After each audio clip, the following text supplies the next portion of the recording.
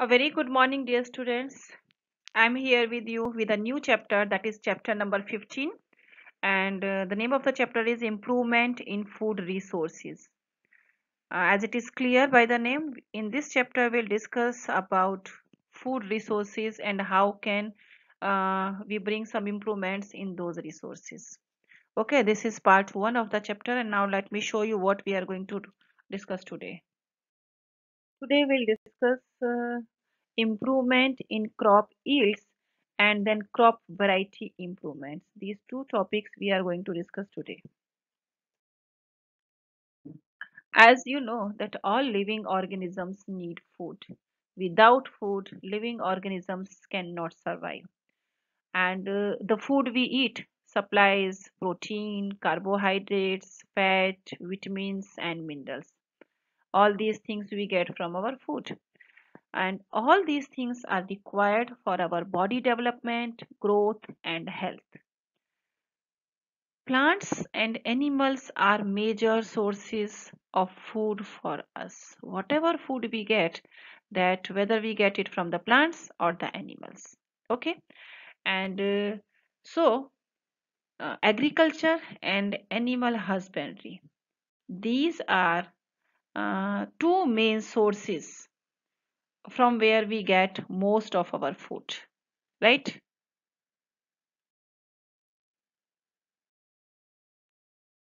If you read the newspaper, follow social media, or follow any magazine, definitely you have gone through the article over there that are about to bring an improvement in the production from agriculture and animal husbandry.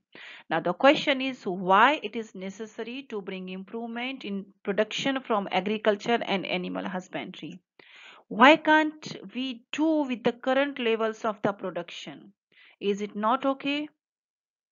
So what is the need of actually, India is a very populous country and our population is more than 1 billion people and still it is growing. So as food for this growing population, we'll soon need in future more than a quarter of a billion tons of grain. Every year we will require this much grain. So this can be done by farming on more land. But already we have utilized most of our land. So as a result, we do not have any major scope for increasing the area of land under cultivation. That is why it is necessary to increase our production efficiency for both crops and livestock. Okay. Efforts to meet the food demand by increasing food production have led to some success so far. We have had the Green Revolution, which contributed to increased food grain production. And we have also had the White Revolution, which has led to better and more efficient use as well as availability of milk. The Green Revolution in India was initiated in the 1960s by introducing high yielding varieties of rice and wheat to increase food production in order to alleviate hunger and poverty at that time. Sir M.S. Swaminathan, he was a plant genetist. He helped in designing and led the Green Revolution. He is the father of Green Revolution in India. The White Revolution in India is also known as Operation Flood. It was launched in 1970 to make India self-dependent in milk production. Dr. Varghese Kurian is known as the father of the White Revolution in India. However, these revolutions mean that our natural resources are getting used more intensively. As a result, there are more chances of causing damage to our natural resources to the point of destroying their balance completely. Therefore, it is very important that we should increase food production without degrading our environment and disturbing the balance maintaining it. Means We have to increase the production, we have to improve the quality, but at the same time, we are supposed to take care of our environment also. It should not get damaged.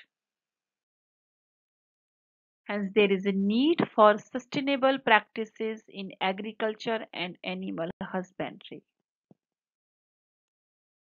Also, simply increasing grain production for storage in warehouses cannot solve the problem of malnutrition and hunger. People should have money to purchase the food. Okay, food security depends on both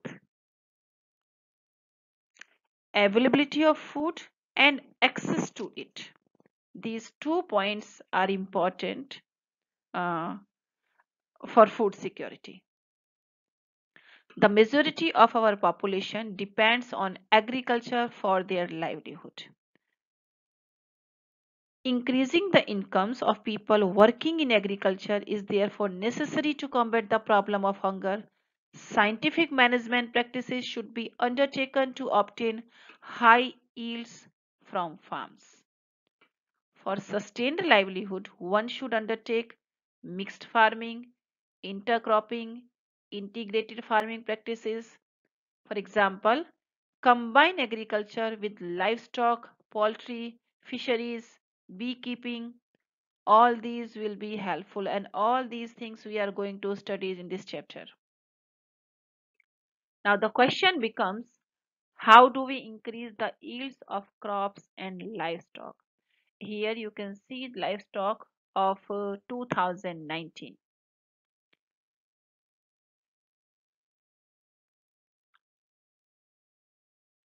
The first topic of the chapter is improvement in crop yields.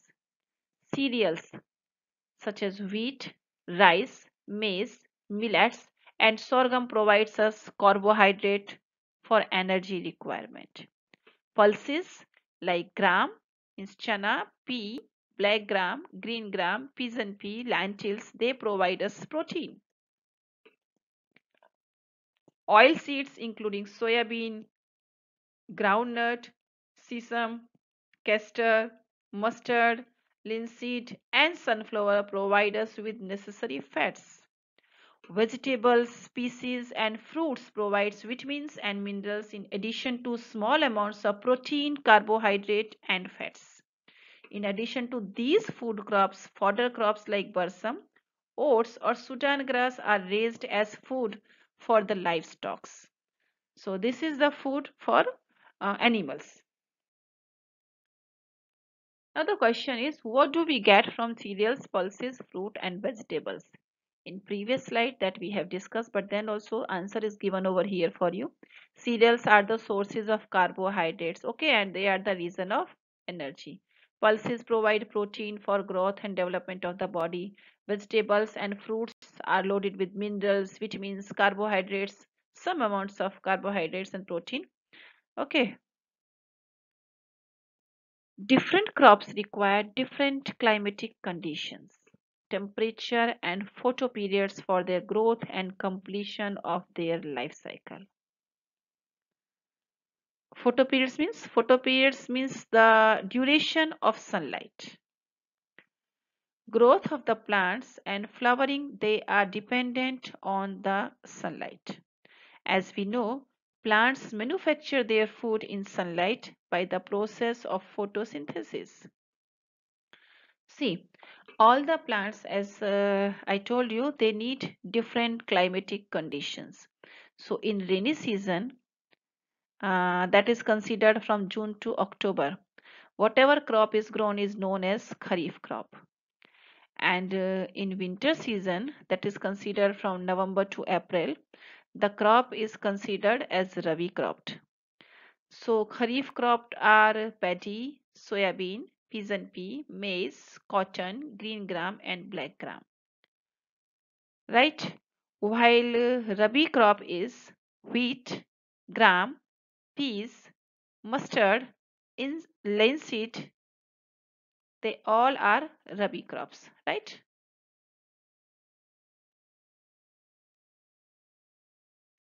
In India, there has been a 4 times increases in the production of food grains from 1952 to 2010 with only 25% increase in the cultivable land area. How has this increase in production been achieved? If we think of the practices involved in farming, we can see that we can divide it into three main stages. And what are those main three stages?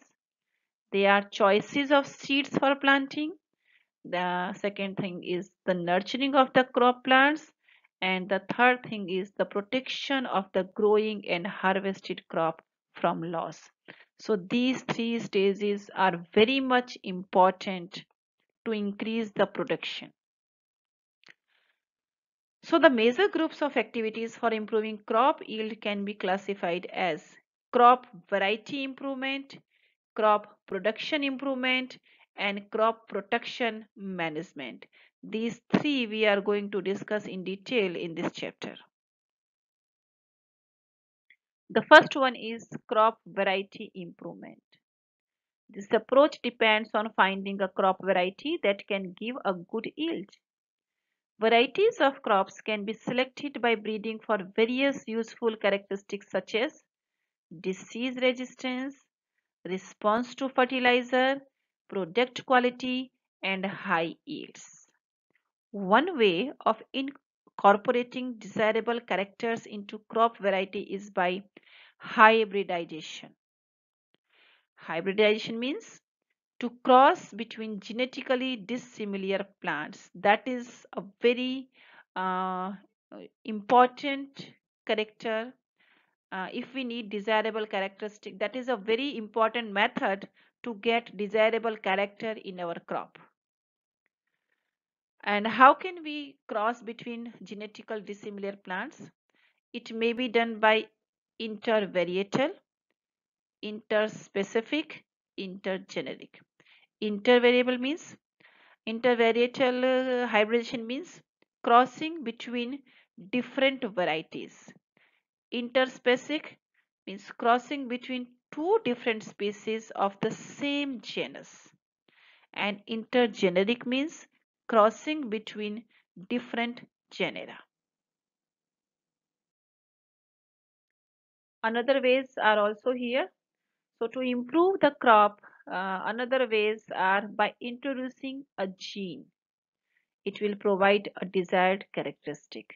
And this type, if we get the crop by introducing a gene, is known as genetically modified crop, or simply it is known as GM crop.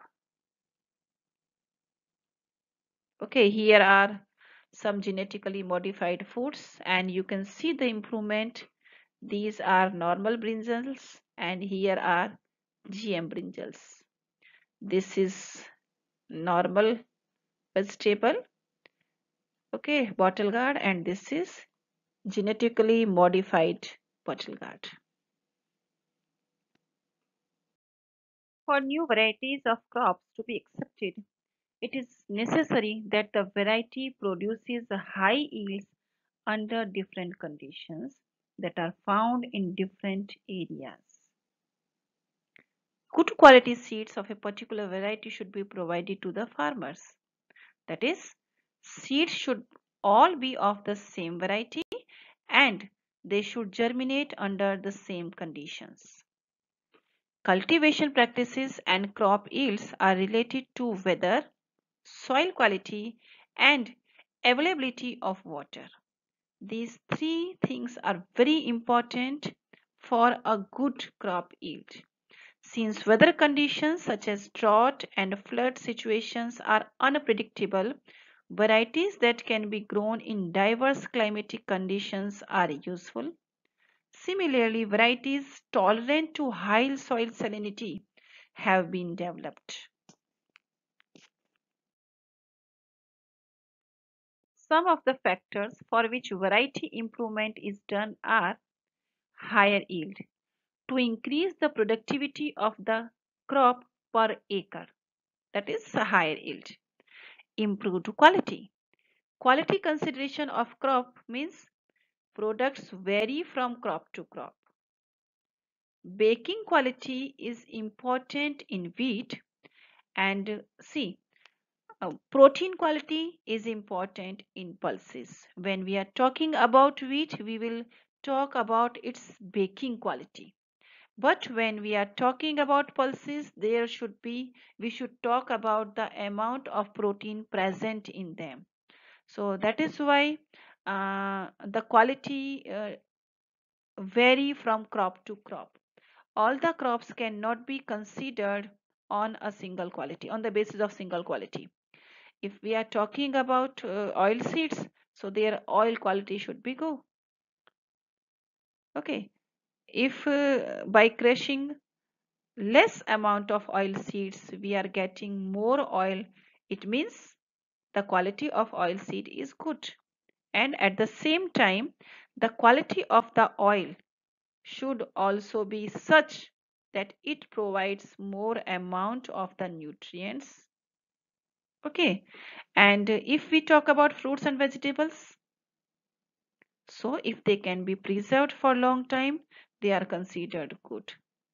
So quality consideration of crop should cannot be considered at the same basis. Why? Because quality is considered on the requirement of the crop. Now the next topic is biotic and abiotic resistance. Two major factors that affect the crop are biotic and abiotic. Biotic means the diseases, the insects and nematodes, while abiotic means drought, salinity, waterlogging, heat, cold, and frost. All these factors affect the crop. Varieties resistant to these stresses can improve crop production. If we can save our crops by these biotic and abiotic factors, so crop production can be improved. Change in maturity duration. The shorter the duration of the crop from sowing to harvesting, the more economical is the variety.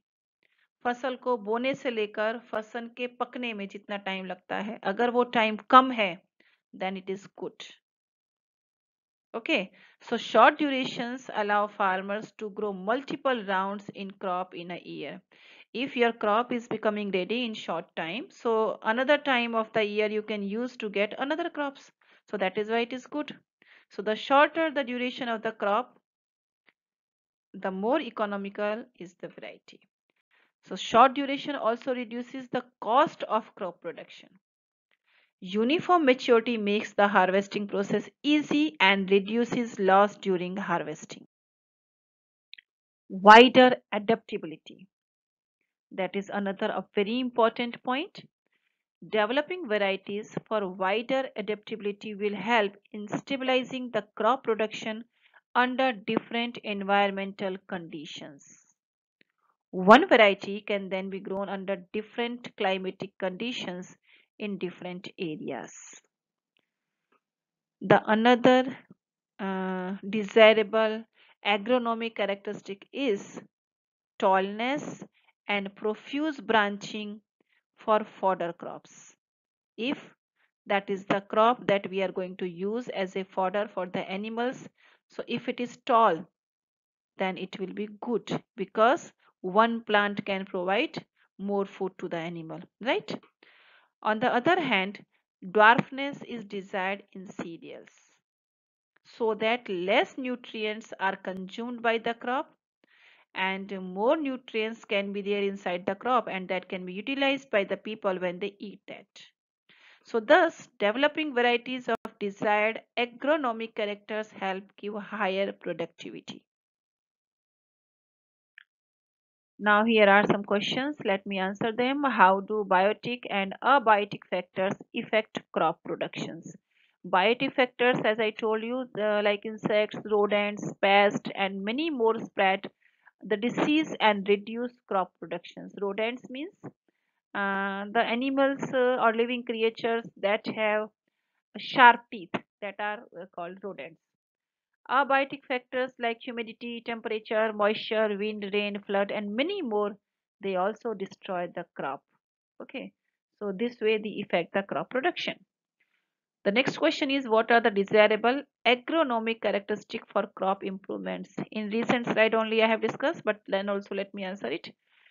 Profuse branching along with tallness in any fodder crop is required. Okay, while in cereals, dwarfness is desired. So, okay, students, this much was there in this session. I hope you liked it. Now we'll meet in part 2 of this chapter. By then, you can read the chapter and you can underline your doubts. When you will meet in live class, we'll solve them. Okay, thank you.